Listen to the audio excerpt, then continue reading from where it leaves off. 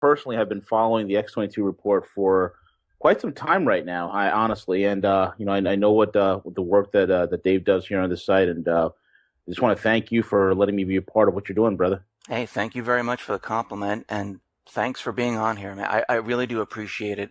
A lot of people have been asking for you, and I'm really happy that I got you on here. And just for everyone that's listening, what we're going to do today is we're going to go around the world and try to put all the pieces together of what's going on here. And we're going to start out in Greece. Now, we see Greece is basically bankrupt. I mean, there's no other way to put this. I know they're getting more and more debt, but they're bankrupt. And then we see Italy, Spain, France, and the other Euro countries kind of following in the footsteps of Greece right now. And we see that they've been talking about these bailouts, and of course, it's not going to help the people whatsoever. What do you see happening in Greece? I mean, do you think these bailouts are going to help the country, or do you think the country's doomed here? I mean, not at all. These bailouts with Greece is not going to help one iota. It's not going to help them at all. I mean, these people are in probably the most dangerous situation they've ever been in. Me and the team over at Rogue Money, we've been following what's been going on in Greece and writing about it and putting it out there. Oftentimes with very pinpoint accuracy in terms of forecasting. What we see what's going on with Tsipras. I mean, that whole flip-flopping where this guy for 6 months straight was talking, as we say in New York, Dave, a lot of smack. Yeah. Talking a lot of smack about how he's going to stand up to the Troika, how he's going to take down the EU junta, and all these things. And he was playing both sides by flying over to Moscow, putting out ideas out there that he's going to have Greece default and then join the BRICS. And all of a sudden, when push comes to shove, the guy Tsipras folds like a cheap suit. And the question, the $250 billion question is why? Why all of a sudden did this guy who was so ardent, so a zealot when it comes to Greek nationalism folds to the EU, the EU bureaucratic monster? So there's a lot of speculation involved, whether Tsipras was blackmailed, this, that, and the other, or whatnot. But one thing that has occurred with Tsipras folding like a cheap suit is this. The EU is going to ramrod a lot of these austerity measures. One of those austerity measures is this. You see, in Greece, as it is in Spain, and my wife's family's from Spain, they have a tremendous amount of foreclosed homes over there. And these foreclosed homes, rather than having these people out in the streets, okay, the government has said in Spain as well as in Greece that, hey, you know what? Why don't you guys stay in your homes? It's better for you to stay in there than rather than being out in the streets. And it's better for you to be there because you know what? You'll have shelter. At least there's a roof over your head. But now, with these latest legislation that's been passed to austerity, they're going to fast track various lawsuits to get these people evicted from their homes. Okay? And that's going to put a tremendous amount of pressure on the people because now they're going to find themselves homeless. Why? Because we're witnessing a land grab on top of everything else. Okay? Then on top of that, it was announced that this January 2016, the turn of the new year, all Greek bank accounts will become, ready. They will be, what's the word I'm looking for? Eligible. Yeah. For bail-in. Okay? Yep. And that's huge. So there is a massive, if there's an anger before within Greece, right now is absolute fury. We can expect the Syriza party to be thrown out, and possibly a very strong nationalistic party coming in, perhaps even the Golden Dawn, could take power. Tsipras is about to lose his parliament. He's about to lose his party. So the situation in Greece is going from bad to worse. These people are the people that are dumpster diving.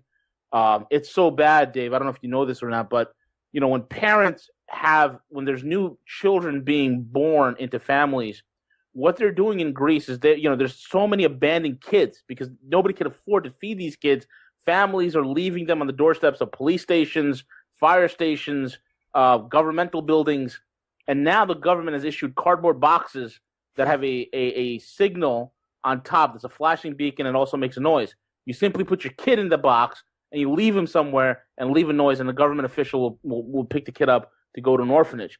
This is how tragic the situation is. Now, the issue that I made about the foreclosures in Greece, you got to also understand these foreclosure issues also exists simply because you have multiple people that are living in that home. You have maybe 2, 3 generations that are living in that single house. Now you're kicking these people out of the house. That's 3 generations of people that you're throwing out into the street. This is a big, big mess.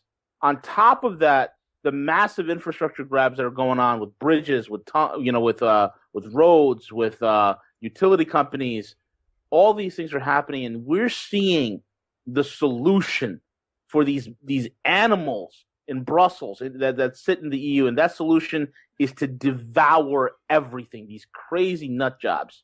So it's pretty bad out there, man. Yeah, they go right into these countries. They continually give them debt, and they go in and they just start buying all this stuff up on pennies on the dollar, just taking basically the country. That's really what they want. Exactly. Yeah, and this is going to spread. I mean, already S&P downgraded Europe. I know Europe is continually telling us that they're in a recovery, but it was downgraded, and we know they're not in a recovery. They're really hurting. Unemployment skyrocketing, youth unemployment skyrocketing. It's just awful. I mean, this eventually will spread around the world. I mean, this cannot be contained, can it? I mean, there is some containment policies that are being done. I've seen that. I mean, even though the countries in the BRICS, they are the cleanest shirts in the playground, so to speak.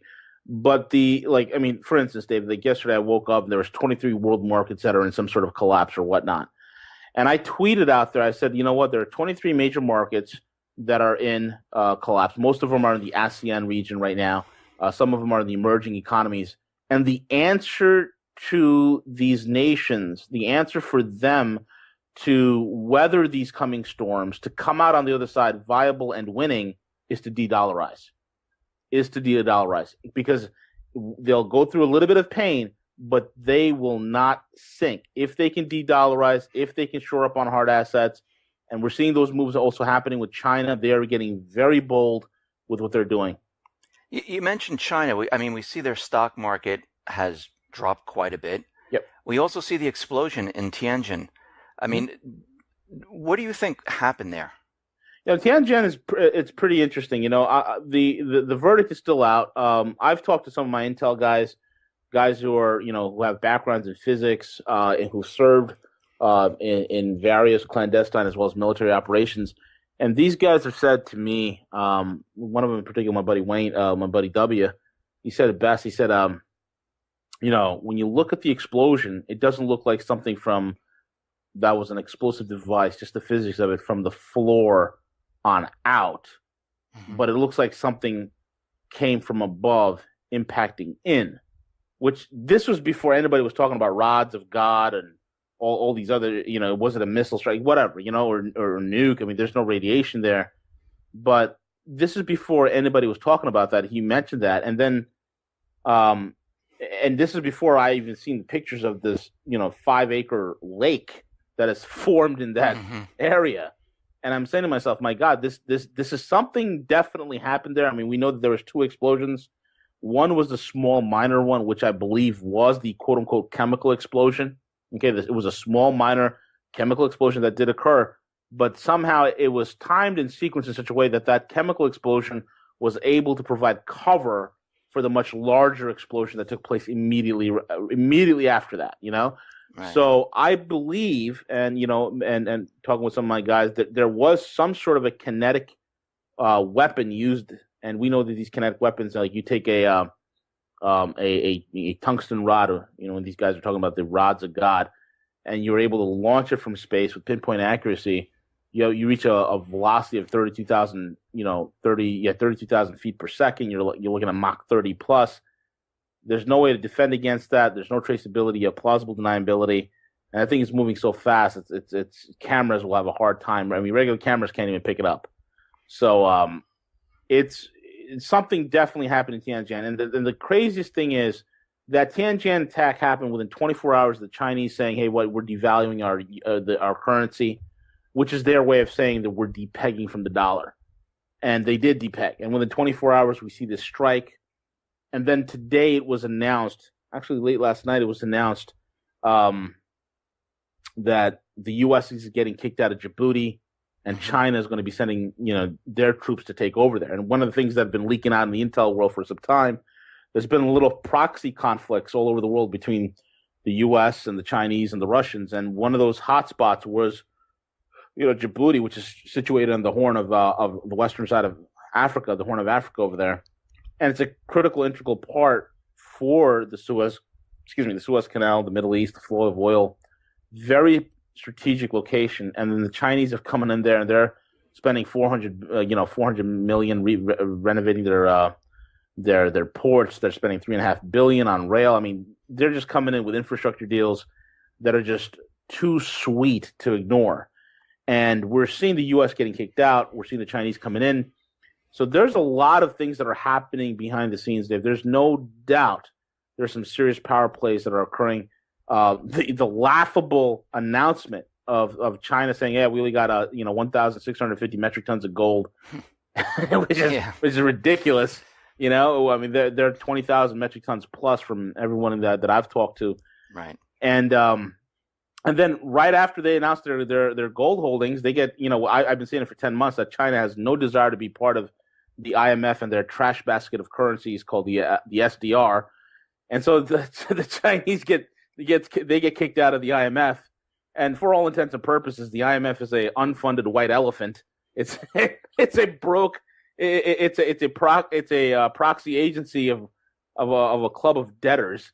So the Chinese had no desire to be part of that. They knew they were going to get kicked out, so this way they have legal justifications to say to the world, hey, you know what? We try to help and fix this whole entire problem. Look, they kicked us out of the IMF. In the meantime, they're building up their AIIB, which right now stands at 56 members strong.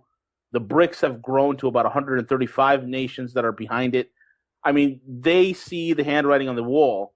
When you have the largest economies, 25 of the largest economies in the world, and these 25 nations, they don't see eye to eye on a lot of things. But they all agree that they're not going to trade in dollars, and they've all set up currency swaps. That tells you something. The handwriting's on the wall. Yeah, they're completely separating themselves. I mean, Russia, China, and the other BRIC, they're completely kind of backing off, saying, listen, okay, let's do everything on our own. Yep. And they're setting everything up on their own. Okay, let's move now over to what is happening in Ukraine. Mm-hmm. We see right now, I mean, there is the Minsk 2, there was the Minsk 1, there's the Minsk 2. Yeah. Putin is out there trying to broker peace, stop things from happening all over the place. At least that's the way I see it. And we see in Ukraine, we know the U.S. government, central bankers, they don't want this to happen. They want Ukraine. They want the southeastern region. They want Crimea back.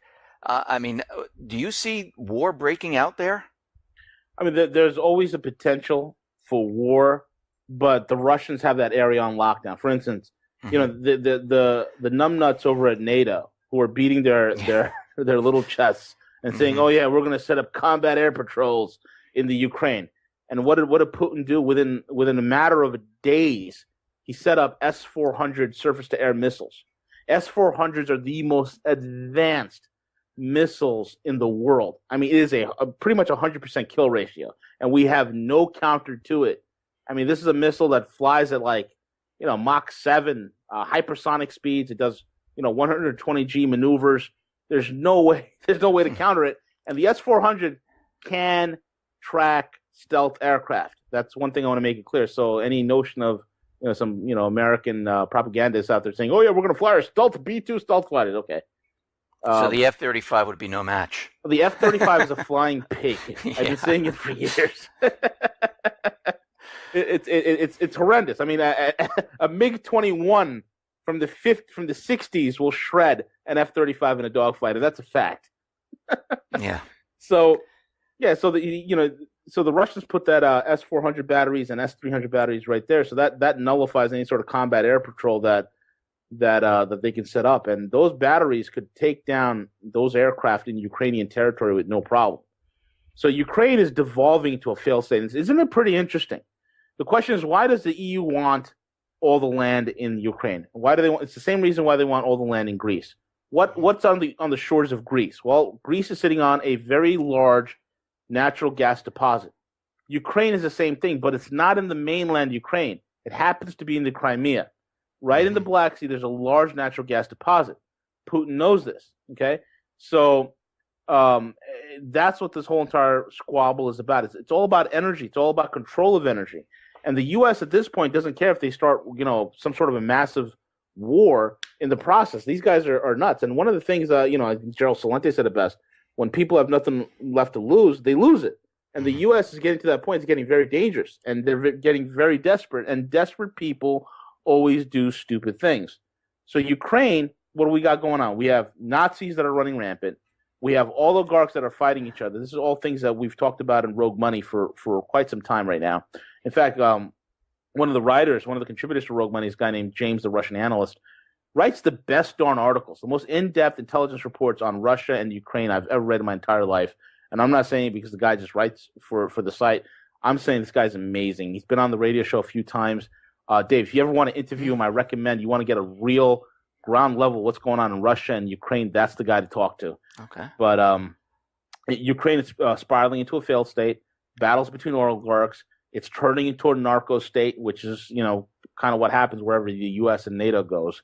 And on top of that, you're having, human sex trafficking rings popping up. It is deplorable what they've done to this country. They've taken this country from a first world country in terms of its infrastructure. And then they brought it to almost on its way to a third level status. It's unbelievable. Yeah, I mean, they do this everywhere. I mean, we look in the Middle East. I mean, they did this in Lebanon, Libya, Iraq. I mean, actually, it's the same pattern. It's go into a country, destroy the economy, create some humanitarian need, and basically steal all the natural resources. Yep. That's pretty much it. Yep. So in the Middle East right now, I mean, we're seeing Yemen being bombed right now. We're seeing Libya basically having two governments, the puppet government and the other government that's in Tripoli. We see Lebanon falling apart, Iraq falling apart, and now we have, of course, the Islamic State, which is in Syria, in Iraq, and popping up in all different places, and we really know what they are. They're a proxy army for the U.S. And this is all about the petrodollar, isn't it? Absolutely. We're seeing some major moves that are occurring. There's a lot of movies and shakings happening even with the House of Saud. It's pretty interesting. Back in September of 2014, I kind of reported that I think I was the only one to report that one of the Saudi princes, I forgot his name because these guys have these long hyphenated names I tend to forget. But one of the Saudi princes, he was carjacked in Paris. Okay, his motorcade was hijacked. They had two hit teams descend upon a 10-car motorcade and lifted off the guy with 300,000 euros in cash and quote unquote secret documents. The Saudi government didn't make any other acknowledgement towards that. They just left it alone. The Mercedes vans that were used to hijack the motorcade was found out in the French countryside, burned to a husk. So this was a straight up professional hit. And you find out who that prince is. Well, that prince is somebody who has been in talks with the Russians and the Chinese. He's very well connected individual, which is pretty interesting because when you look at the current Saudi monarchy with King Salman and the Crown Prince Mohammed, these guys are pro-Western. So the question becomes, and then you have the Saudi energy and defense ministers, which are really been last few weeks and last few months been setting up quite a few meetings with the Russians. In fact, I think there was a couple of $1 billion investment that the Saudis have done with a Russian agricultural firm. So all of a sudden, there seems to be some sort of a rift in the House of Saud, which I find to be pretty interesting. Now, this is also occurring while this is happening directly to the southern border in Bahrain, and all the way down to Yemen. You have a Shiite uprising, and the Shiites in Yemen are pretty interesting. These are the Houthis, and the Houthis and the Sunni. It's pretty. Even though the Houthis are categorized as Shiites, they have more in common with Sunnis. But nevertheless, the Houthis, which are really funded as an Iranian proxy, and for those that don't know, Iran and Saudi Arabia have been fighting a proxy war for decades now, absolute decades. And this is creating massive pressure coming in from the south. And then the kingdom, the House of Saud, also has to worry about the situation in the north because ISIS is a U.S.-created attack dog that they can funnel this attack dog in whichever way they so see fit. And now the Saudis are, they're continuing to build up this fence, this massive bombardment on their northern border with Iraq to prevent any kind of spillover, not just from refugees, but from ISIS coming and, plowing into their territories. So these are some serious, serious things that are, that are occurring within the Kingdom of Saudi Arabia. And then you have the continued situations in Syria, the continued situations in North Africa. All of this is basically what we're witnessing, folks, is the end of the petrodollar. Because while the U.S. has been following this insane British diplomacy, this insane British gunboat diplomacy of command and of divide and conquer, right? The Chinese and the Russians have been going in and setting up mutually beneficial trade agreements and energy agreements and win-win situations here. So the people are receptive towards that. People are not receptive towards chaos, disorder, destruction. Nobody wants that. No right human being in their mind wants that. No average person in the Middle East wants that. They want prosperity. They want to be able to send their kids to college. They want to have a successful and bright future for their countries. They don't want to be under this nonsense. So you're seeing this massive rift that is developing in the Middle East that's only going to get bigger, and we are seeing the birth of a new petro system, a petro transactional system, be it the petro yuan or they go with a gold trade settlement note or some sort of currency swap or whatever have you. But we are seeing definitely the end of the petrodollar, as well as in conjunction the end of the dollar as world reserve currency. There's no doubt about it. So let me ask you, and I'm sure everyone's thinking this, when the petrodollar dies, what repercussions are we going to see here in the United States? Oh, man. I mean, when the petrodollar goes bust, you can pretty much kiss King Dollar off of its throne. Those repercussions will come hard and fast. It will come hard and fast in the sense I could see people just dumping massive U.S. dollar treasury dump-offs, massive dumping of the dollar globally, all of which will come back onto our shores as a tsunami of hyperinflation. I mean, right now we're in a little bit of a deflationary period. I kind of see that as right before a tsunami, you have the waves, the water kind of goes away from the shore. It gets sucked out back into the ocean. Well, that's kind of like what's happening right now. That's where we're seeing a lot of deflation. But it's building up to a hyperinflationary tidal wave. And it's that tidal wave that is going to be crashing upon our shores. And that tidal wave is being formed by events in Greece, by events in the Ukraine, by events in China, in events with the BRICS, and events with the AIIB, and events with, with the petrodollar. All of these things are coming in culmination, and it's going to be very, very painful scenario that 99% of Americans are not even ready for, not even thinking about. Right. I mean, it's funny because John Kerry said something, and it's been all over the corporate media and the alternative or new media, where he said if we don't make this Iran deal, the dollar is going to collapse. Yep. Let me ask you, what do you think he meant by that? Simple. See, for the longest time, folks, okay, since I'd say about 2008, I believe. About 2007, 2008, we've been going to war with Iran every year. Oh, we're going to go strike Iran. We're going to blow up Iran. We're going to do this to Iran. We're going to do that to Iran. They got nukes. They're going to get nukes. Here's the backstory. Here's the real honest truth of what's going on with Iran. The U.S. has a long history of meddling with Iran and screwing with Iran and putting the people in a bad predicament. We're the ones who kicked out, Time Magazine Man of the Year, Mohammad Mossadegh, who kicked out the Soviets, who was like a champion of democracy. The world loved the man, except he did one horrible thing, Dave. He decided to use the profits of oil from his nation to the benefit of his own people. God forbid.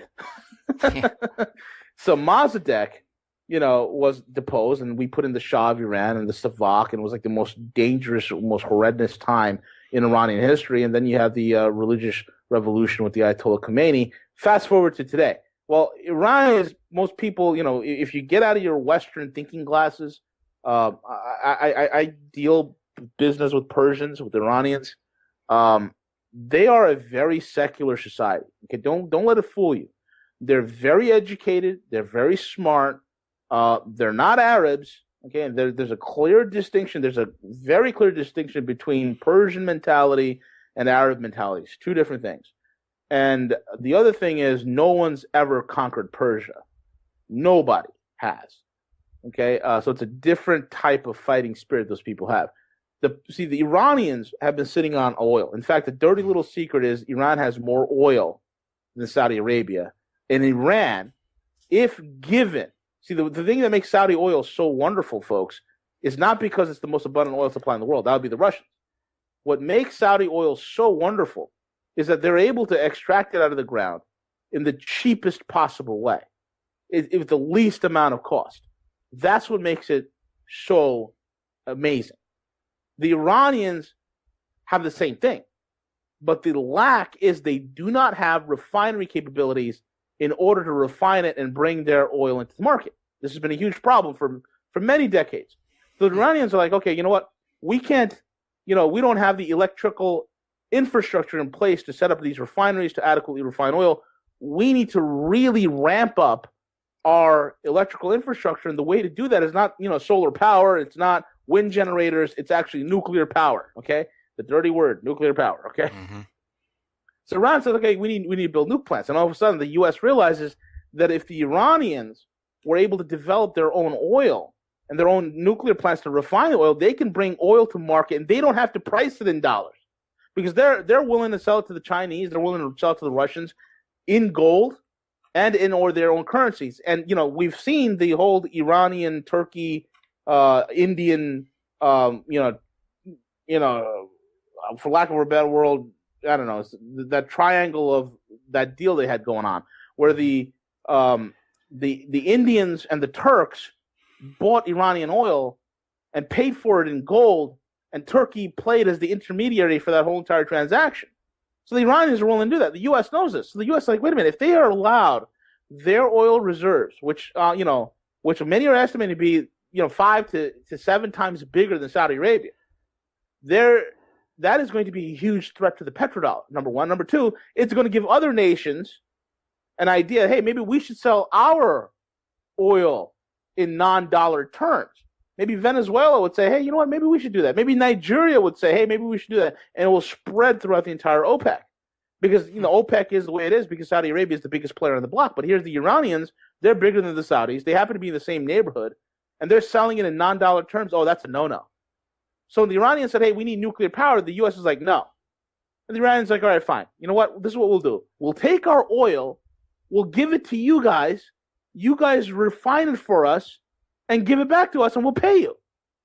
And the U.S. is like, no. And then the Iranians is like, wait a minute, but what do you want us to do with the oil?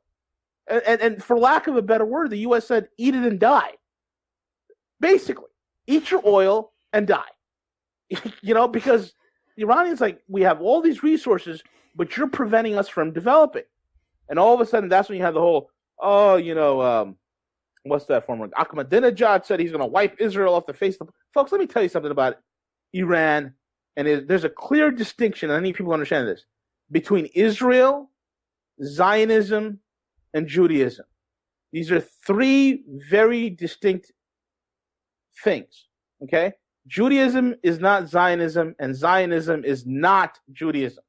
There are over 50,000 Jews that live in Tehran, Iran, and they've been there for thousands of years, okay? There are lots of Jews that live in Iran that don't leave. In fact, I know a lot of Jews here from Brooklyn that would actually fly to Iran to have conferences with their Jewish brothers and sisters in Iran. They're treated wonderfully. They have a great time. They have no problems with the Muslims there, and the Muslims have no problem with them, the Shiites, okay? And they fly back. So where's this, they're going to blow Israel off the face of the planet? And I mean, come on. Mm-hmm. The beef that Iran has is with the government of Israel, is with Zionism. They have no problem with Judaism as a religion or as a belief, because you have Jews that live there. Okay, but then you have, they want the end times, the 90 months. These are people with very, very poor understanding of how the Middle East actually works.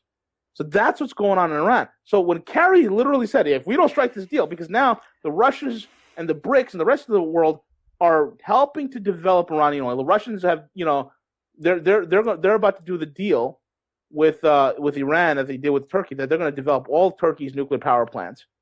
And you got to understand something about Russia and Iran. I was probably the only one in the world that made this connection here. if you guys remember back in December, you have Christophe de Margerie, and this is a guy that I wrote about extensively. He was the former CEO of Total Petroleum. Okay, Christophe de Margerie was one of the guys who were so vocal and said, "Why is the oil even priced in dollars? Let's get away from this. Let's get rid of the petrodollar." And within a month of him saying that, his plane explodes. Okay, on a runway in Moscow, in one of the busiest airports in Europe. Those things don't happen. His plane hits a snowplow. I mean, what? It would have been more believable if they drowned the man in an inch of water. Okay, so Christophe de Margerie dies. So the question is, why was he whacked? Number one, and within the same time frame, within the same matter of months prior, we had BNP Paribas, one of the largest banks in France. They get fined $9 billion, which is the biggest fine in banking at that time. Okay, I think it still is the biggest fine ever. $9 billion. This is a bank that on a yearly makes about a $7.3 billion profit. Why would they be fined $9 billion, number one? And number two, be banned from using dollars for a specified amount of time? Well, let's look at it real quick. Total Petroleum, okay, was involved in the South Pars development deal, which was Total Petroleum was working with the Iranians in order to develop Iranian oil, helping to refine it, helping to build refining technologies and a lot of engineering going into it to enable the Iranians to extract the oil at even a cheaper rate than, or as cheap, or if not cheaper than the Saudis. That's what's going on here. So that technology that they were developed back in 2006 has come to fruition right now in 2015. The Russians were involved in it too. The U.S. hears about South Pars, and in in the end of 2006, they shut the whole project down. Okay, they said, okay, no more. And then, Total said, okay, fine, we're not going to. But since then, BNP Paribas and Total, using various contractors and even the Russians, were continuing to build Iranian refining technology. And then all of a sudden, the U.S. hears it again, and now, boom, they hit BNP with a major fine. And then Christophe de Margerie and Total Petroleum, which is one of the biggest supporters or sponsors of the International Oil Conference that takes place in Moscow every year. Christophe de Margerie was very vocal in the European Union about getting the heck away from the petrodollar. He winds up dead. And he winds up dead right after his meetings with Putin, Medvedev, and the guy who was in charge of one of the largest private natural gas companies outside of Gazprom. So this is not a coincidence. And all of this centers around Iran. Why? Because Iran is on the cusp of bringing its oil to market. It's going to drop the oil price even more. And unless, the U.S. makes nice with the Iranians at this point, they're going to absolutely lose everything. So the U.S.'s hope on this deal, hey, we'll let you have nuclear capacity, but price your oils in dollars.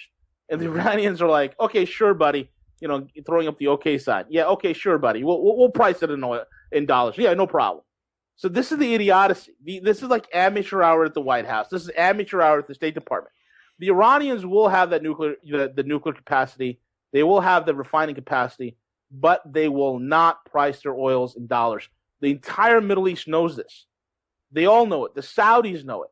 And that's what this whole entire reverberations have been going forward that have been happening. In fact, back in April of 2014 and through May, the Saudis and the Iranian intelligence agencies have been meeting in secret in Algeria. And not only them, but they've also called their proxy organizations. So the Saudis called up Al-Nursa, the Iranians called up Hezbollah, and all of them got together and they said, you know what, we need to come to a couple of agreements. This is happening. The world is about to change. There are some conflicts between you and I, but what the deal is that we need to understand that ISIS is a U.S. created non-Islamic terrorist organization. And within a matter of weeks of them saying that, you have the Arab League conference, where many of the leaders in the Arab League conference have come forward and said ISIS is not an Islamic movement, and they are a bunch of terrorists. So there's so many things happening right now, David, within the Middle East. It is incredible. We are seeing the death of the dollar. We're seeing a desperate United States. Now, with this death of the dollar, I mean, here in the United States, of course, the corporate media, Obama, the Fed, they're all talking like everything is fine here. We're in this fantastic recovery. We're going to be raising interest rates. I mean, do you see that this economy here is getting any better whatsoever? No, it's a disgusting, deplorable joke.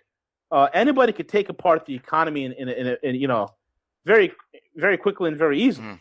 Mm. The first one is you look at margin debt. Margin debt is it's all approaching 700% at this point. You're looking at at how many people are actually involved in the market. I've been saying for years, how the heck? I mean, this when the market was at 15, 16, 17,000 points. And I'm saying to myself, how is the market getting this high on such low volume? There's no volume. Okay, volume is down, money velocity is down, margin debt's through the roof. The PE ratios all of that is off. There's no reason for the market to be this high. Then you have, check this out, 93.7, actually right now it's 93.8 million people permanently unemployed, 10.6 million receiving unemployment benefits. That's not including this is separate from the 93.7. Okay, it's separate. 10.6 million on receiving unemployment benefits. Almost 50 million at this point on food stamps, 101 million on some sort of governmental welfare, and that there's some overlap in those numbers. But when you add it all up, you're looking at an unemployment rate that's probably right now from every major firm that tracks. And I've talked to my buddy Michael Rosecliffe with Looking Glass and his software and ran the statistics on it. We're looking at a little over 30% unemployment. We're looking at over 50% of the country is effectively non-productive. It's that bad, but yet, that was 18,000 points on what? Stock buybacks, high-frequency trading, rigging the market, margin debt, margin loans. That's and the Fed stimulation or manipulation at this point. So that's it. We're running a fraudulent, cheap veneer of a market, and we're calling it an economy. It's a joke, man. It's horrible. There is no recovery. It's getting worse.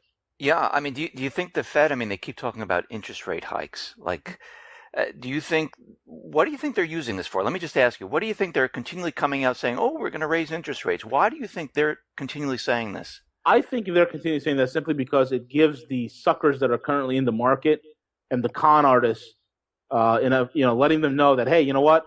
Oh, the market's healthy. So every time we say, yeah, we're going to raise interest rates at this point, that's signaling to the unknowing investor and those who are not awake and listening to the X22 report, or they're not reading Rogue Money, those people will be like, okay, well, you know what? The Fed's saying that they're going to raise interest rates. That means the economy is good.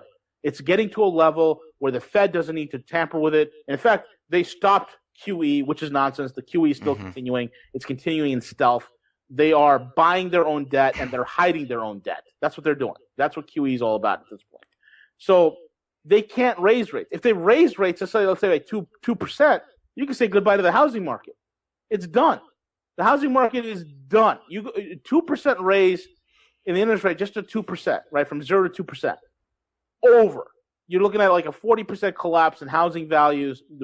Already, mortgage applications, the lowest it's ever been in since like almost the 50s at this point.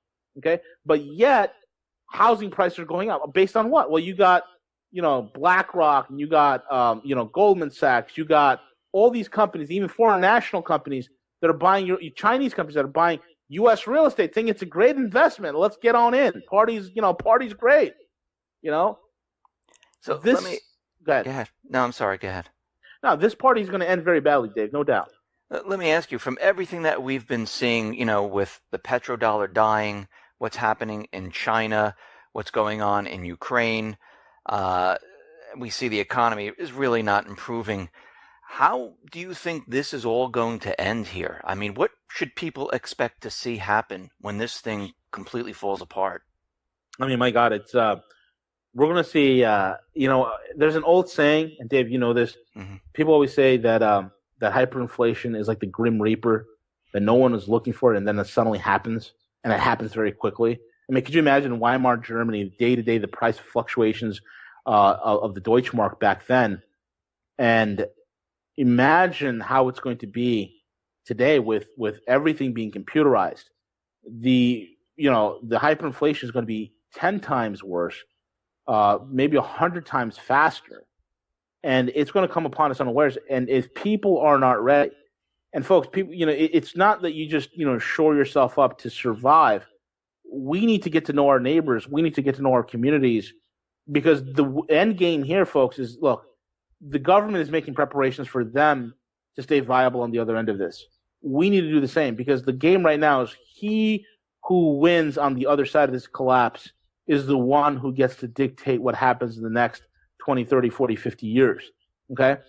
Governments is what got us into this mess.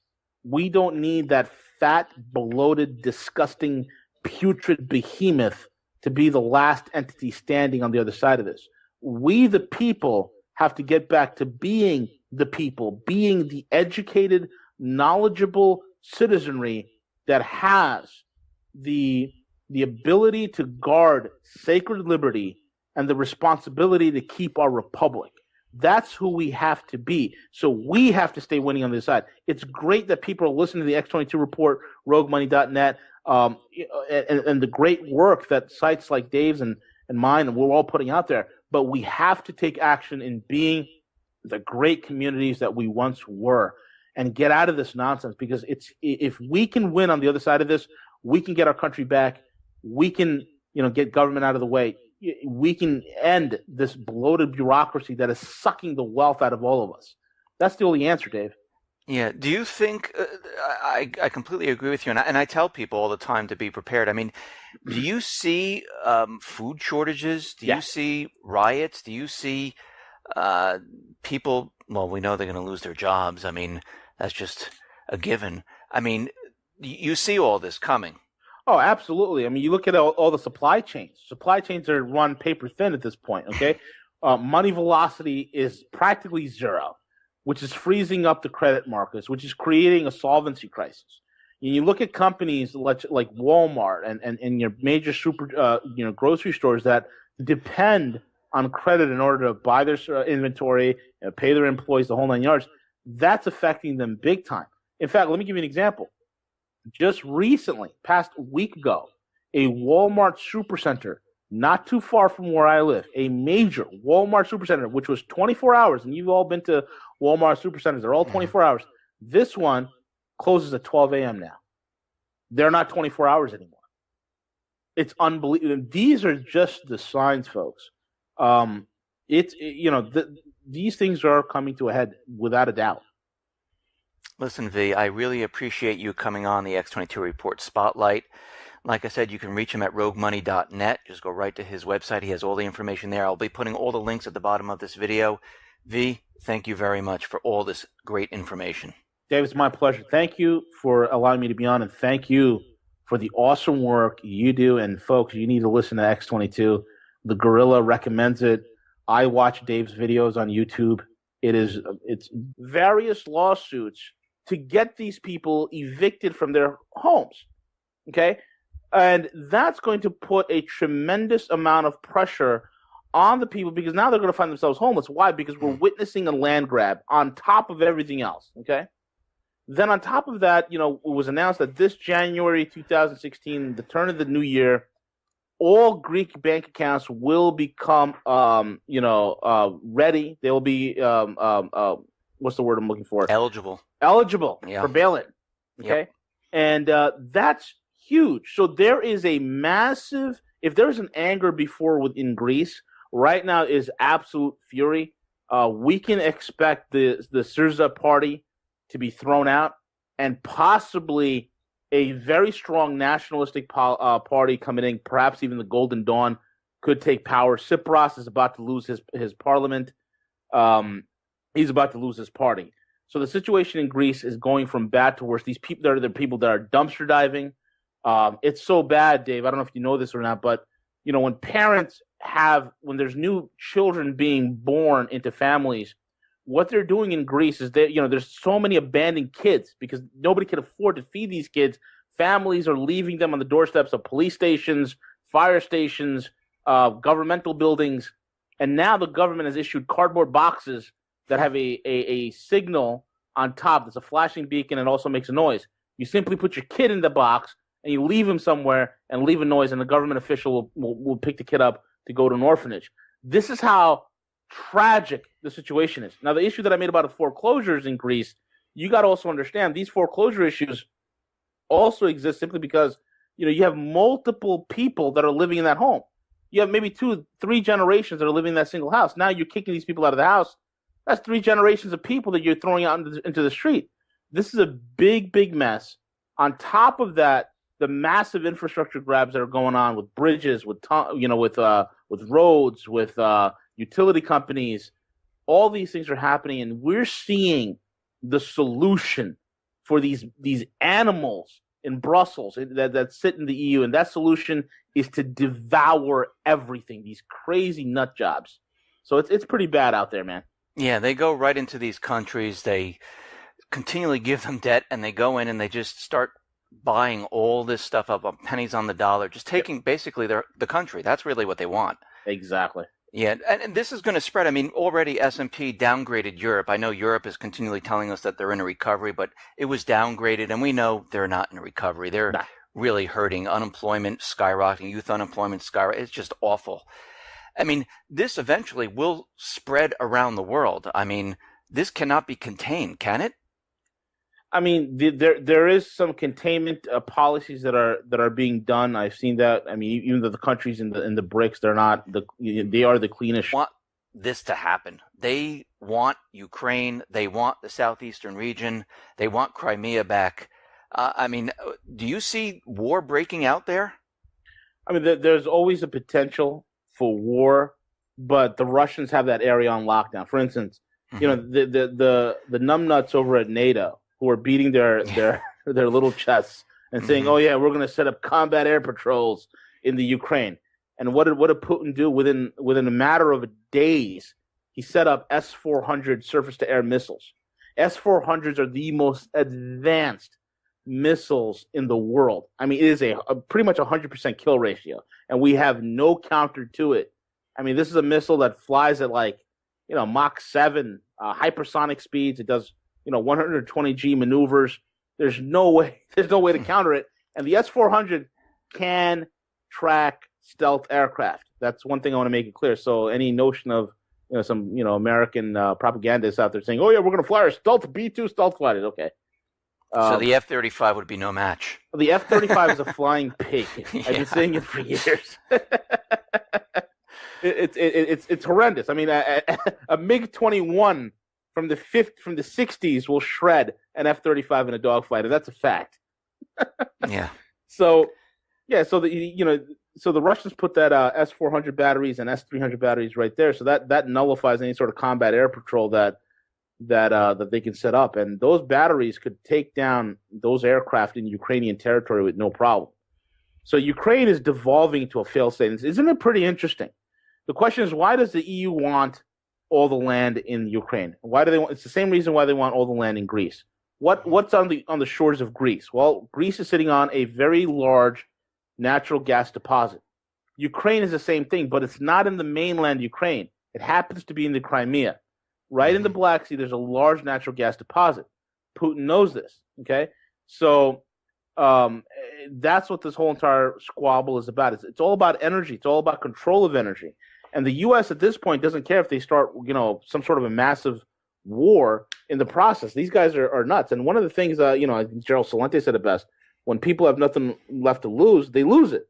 And the U.S. is getting to that point. It's getting very dangerous. And they're getting very desperate. And desperate people always do stupid things. So Ukraine, what do we got going on? We have Nazis that are running rampant.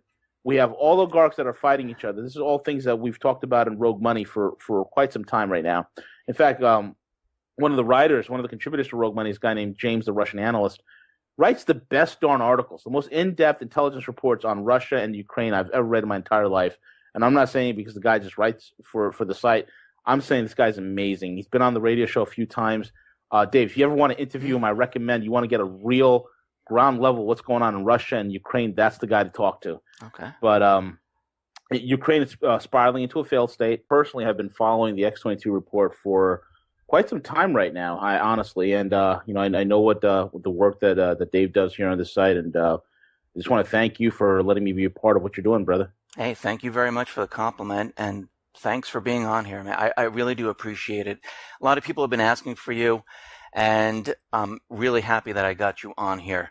And just for everyone that's listening, what we're going to do today is we're going to go around the world and try to put all the pieces together of what's going on here.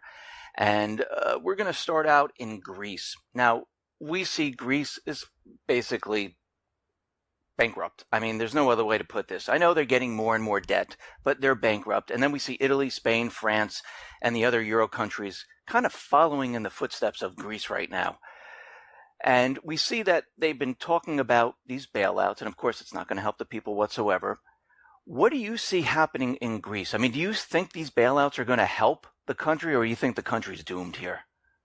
I mean, not at all. These bailouts with Greece is not going to help one iota. It's not going to help them at all. I mean, these people are in probably the most dangerous situation they've ever been in.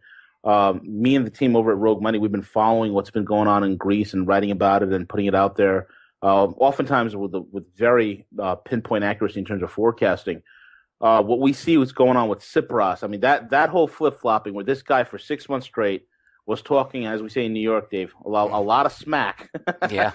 Talking a lot of smack about how he's going to stand up to the Troika, how he's going to take down the EU junta and, all these things. And he was playing both sides by, flying over to Moscow, putting out ideas out there that he's going to have Greece default and then join the BRICS.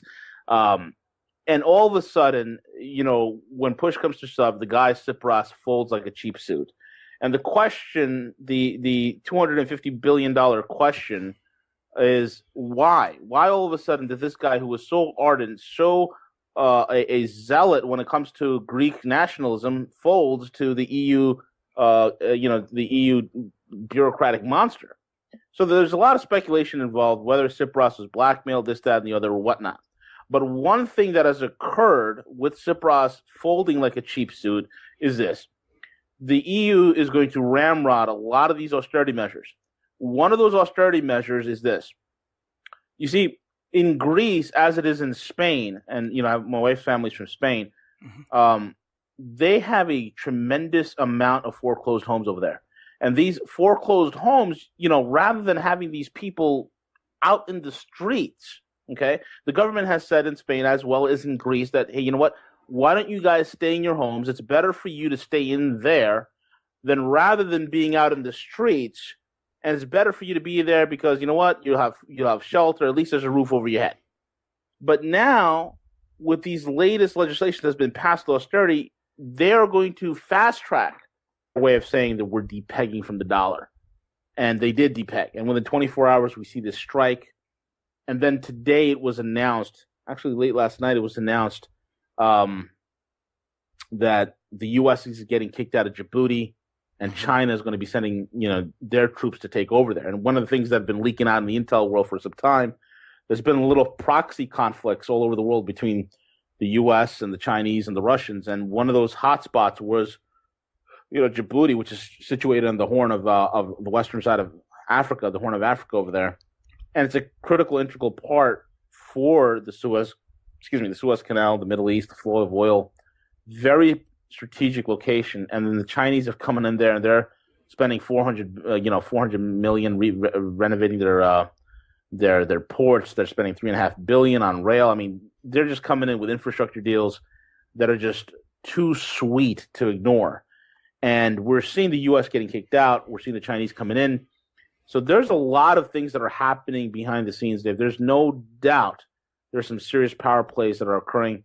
The laughable announcement of China saying, "Yeah, we only got 1,650 metric tons of gold," which is ridiculous.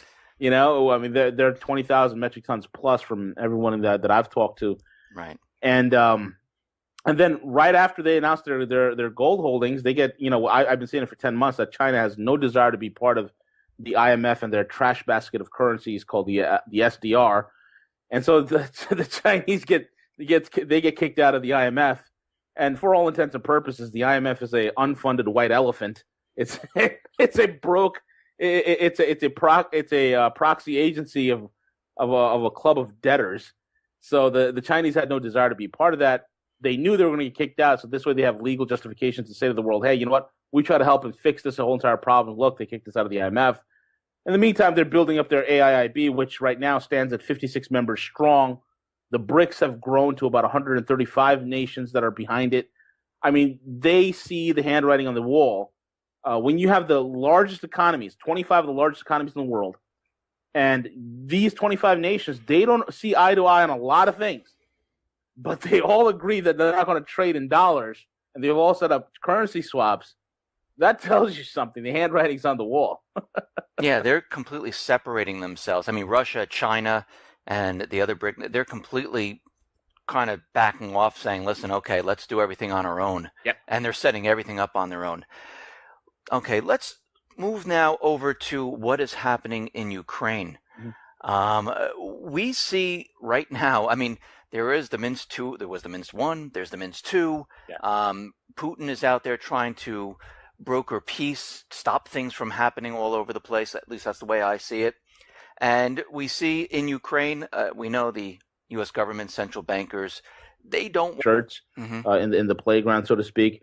But for instance, David, like yesterday I woke up and there was 23 world markets that are in some sort of collapse or whatnot. And I tweeted out there, I said, you know what, there are 23 major markets that are in collapse. Most of them are in the ASEAN region right now. Some of them are in the emerging economies. And the answer to these nations, the answer for them to weather these coming storms, to come out on the other side viable and winning, is to de-dollarize. Because they'll go through a little bit of pain, but they will not sink. If they can de-dollarize, if they can shore up on hard assets, and we're seeing those moves also happening with China. They are getting very bold with what they're doing. You mentioned China. We see their stock market has dropped quite a bit. Yep. We also see the explosion in Tianjin. I mean, what do you think happened there? Tianjin it's pretty interesting. The verdict is still out. I've talked to some of my intel guys who are who have backgrounds in physics and who served in various clandestine as well as military operations. And these guys have said to me, one of them in particular, my buddy Wayne, my buddy W, he said it best. He said, when you look at the explosion, it doesn't look like something that was an explosive device, just the physics of it from the floor on out. But it looks like something came from above impacting in, which this was before anybody was talking about rods of God and all these other, was it a missile strike, whatever, or nuke. I mean, there's no radiation there. But this is before anybody was talking about that. He mentioned that. And then, and this is before I even seen the pictures of this, 5-acre lake that is formed in that area. And I'm saying to myself, my God, this is something definitely happened there. I mean, we know that there was 2 explosions. One was the small minor one, which I believe was the quote unquote chemical explosion. Okay, it was a small minor chemical explosion that did occur, but somehow it was timed and sequenced in such a way that chemical explosion was able to provide cover for the much larger explosion that took place immediately after that. Right. So I believe, and and talking with some of my guys, that there was some sort of a kinetic weapon used, and we know that these kinetic weapons, like you take a tungsten rod, when these guys are talking about the rods of God, and you're able to launch it from space with pinpoint accuracy, you reach a velocity of 32,000 feet per second. You're looking at Mach 30 plus. There's no way to defend against that. There's no traceability. You have plausible deniability, and I think it's moving so fast. It's cameras will have a hard time. I mean, regular cameras can't even pick it up. So it's something definitely happened in Tianjin. And the craziest thing is that Tianjin attack happened within 24 hours of the Chinese saying, hey, we're devaluing our currency, which is their